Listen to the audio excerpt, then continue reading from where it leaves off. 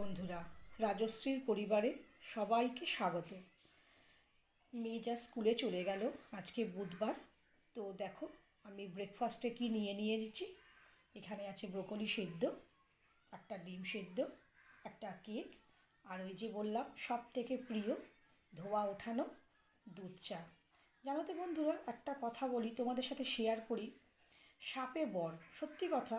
এই যে মেয়ের স্কুলটা থাকে সকাল সকাল, সোম থেকে শুক্রবার পর্যন্ত, চাই বা না চাই ভোর 5টার সময় আমাকে উঠতেই হয়।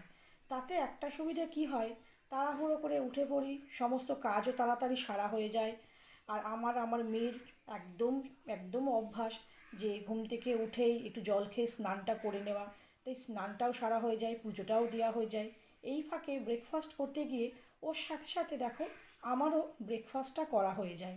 এতে কি হয়, সকালবেলা ব্রেকফাস্টটা করলে তাড়াতাড়ি শরীরটা সুস্থও থাকে, পেটটাও ভরা থাকে।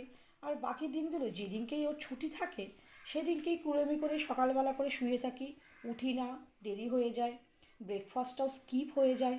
তখন দুপুরবেলা একেবারে লাঞ্চ আর ব্রেকফাস্ট মিলে একেবারে ব্রাঞ্চ হয়ে যায়। তাই সত্যি বন্ধু, বাচ্চার সাথে সাথে মায়েদের যেমন পরিশ্রম হয়, তেমন কিন্তু অনেক বেনিফিটও আছে। কি বন্ধু, তাই না? তোমরা কি বলো? তোমরাও কি একই কথা বলো? আমার সাথেও কি একই সহমত? তাহলে তোমরা বন্ধুরা কমেন্ট করো। আর সবাই তাড়াতাড়ি ব্রেকফাস্ট করে নাও, হেলদি হেলদি ব্রেকফাস্ট। তাই বন্ধু রাখি এখন, অন্যান্য কাজ আবার করতে হবে। ব্রেকফাস্ট চাটা ঠান্ডা হয়ে যাচ্ছে, তাড়াতাড়ি খেতে হবে।